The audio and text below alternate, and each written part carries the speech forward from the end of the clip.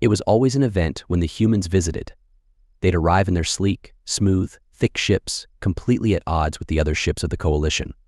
Human ships always looked like they were grown rather than built. People would whisper about how the humans made their ships as tough as they were, how human ships could go atmospheric and land on the ground. It was nonsense, of course no ship, human or otherwise, could do that. Kra figured that the humans spread the rumor themselves. After they'd arrived, they would come out of the docking umbilical in their small polished suits. They were a rare class of sapient, indeed the oxygen breathers. Most civilized people in the coalition came from worlds with manganese-sulfur atmospheres. The humans, with their oxidizer for a breathing gas, were seen as brash, reckless folks who made decisions without proper consideration. Given the reactive nature of their atmosphere, it was practically a given that they too were more reactive in their choices. Cray stood at attention at the end of the umbilical, ready to welcome the humans for their hopefully short visit. They came from a high-gravity world with a single massive moon, fully a quarter of the size of their own planet. Their environmental defaults were somewhat extreme compared to the rest of the coalition. The humans kept to themselves as they approached. They stopped 1/2 unit away from Kra and halted. He looked down at them. They were about half his height. He made the universal gesture of welcome. The humans reciprocated and Kra began. "Welcome to Coalition Orbital 43-559, known to the lamer as Haben. I am Administrator Kara, and I welcome you as equals for your visit." The human at the head of the group was wearing a slightly different suit, still polished and reflective, but where the rest of the humans were wearing suits of pitch black, darker than interstellar space, this one's was a deep vermilion red. Kra was drawn to the color. It was so rich it almost looked wet. When she began to speak, an icon of a human face was projected onto the smooth polished surface of the helmet. It seemed that the humans had taken some care to make themselves look less anonymous and frightening in their environmental suits. "Thank you for the greeting, Administrator Kra. I am Captain Margaret Kellerman, and this is my crew," she said, gesturing behind her. "We plan on staying only for 3 cycles demi in order to take on a load of rhenium and trade with any interested parties. I have a manifest of what we have available to trade." She gestured on her arm, and the file appeared on Kray's pad.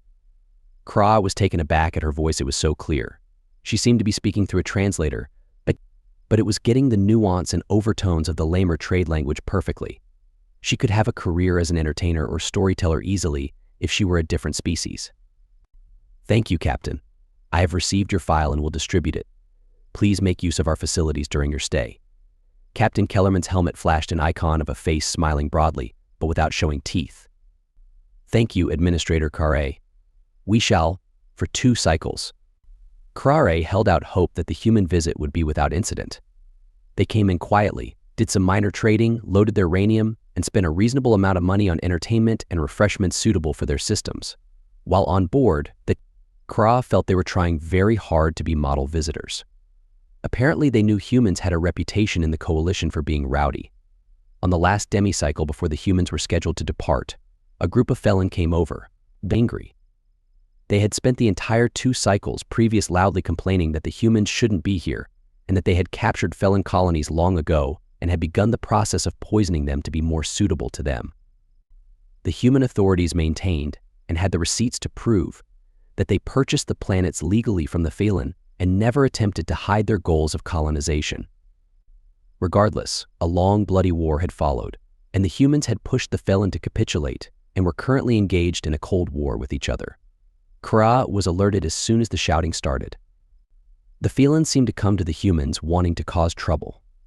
For their part, the humans tried their best to talk the felon down. Their helmet icons looked sad and quiet, and they gestured in ways to try and reduce tension. The felon were having none of it, though. As Korai undulated over to try and calm them, one of the felon in the back wheeled out a battle rifle. Kara had no idea how they had snuck it in, but it was completely banned on the orbital and was cause for immediate expulsion.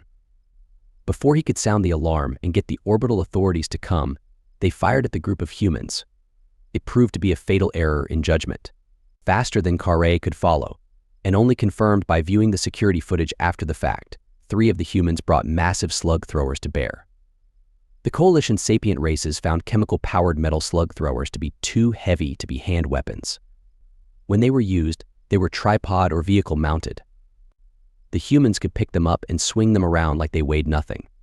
The noise of the slug throwers in the hall was deafening. Cray wondered how the humans could take the noise without being injured, but he assumed they must have some kind of noise canceling built into their environmental suits. They fired for only one miss cycle, but it was more than enough. All of the Phelan were dead, with the ones in the front unrecognizable.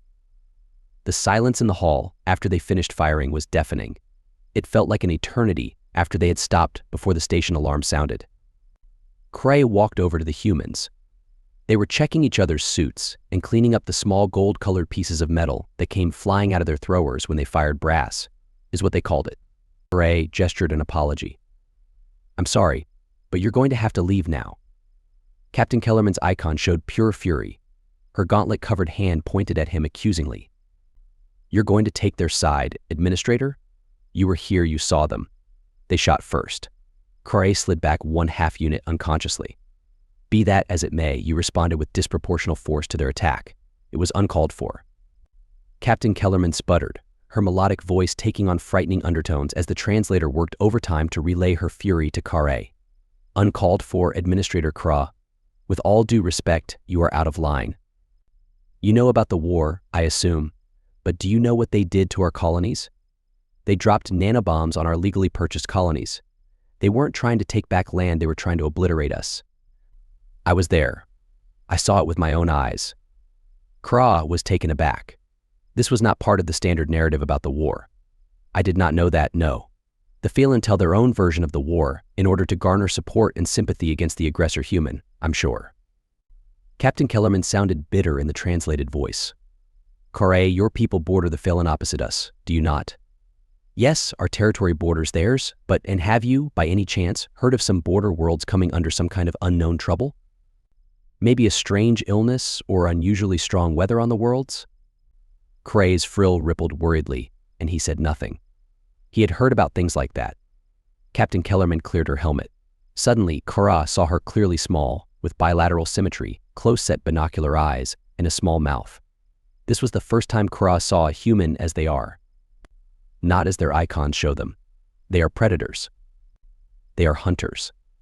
They are terrifying. Craw unconsciously made a gesture of fear and slid back another 1/2 unit. Captain Kellerman's face contorted into a snarl. "No, Cray. It's only a matter of time before they do to you what they attempted and failed to do to us. Think hard about who your friends are and who in the coalition you can come to for help when they start dropping nanobombs on your worlds." Just as suddenly as it had cleared, her helmet darkened again, and the cartoon icon of her face returned. It felt like a mockery to Cray now. The humans picked up the rest of their debris and freed their weapons. Faster than Cray could ripple, they were all carrying slug throwers. "We're leaving, Administrator Craw. If any Phelan even come within 5 units of us," the people behind her cycled around into their rifles for emphasis, "we will take it as a provocation and will respond with disproportionate force." "Why, yes, Captain. I will relay this information. Oh, and Administrator Craw, your station will be added to the list of orbitals where humans will not go. We will do no trading, sell no wares, and offer no defense. You and yours will do well to consider your stand vis-a-vis the Phelan." Without another word, the group of humans turned and marched towards their ship. Shaking, Cray signaled that they were not to be interrupted and made sure their warning about the Phelan was relayed. After they left and the mess was cleaned up, Craw sat in his quarters and stared out the window at the planet below for a long time. One of his crushmates was living on a newly founded colony bordering Phelan space. He began composing a message to beam to her, asking if she had any plans about moving back.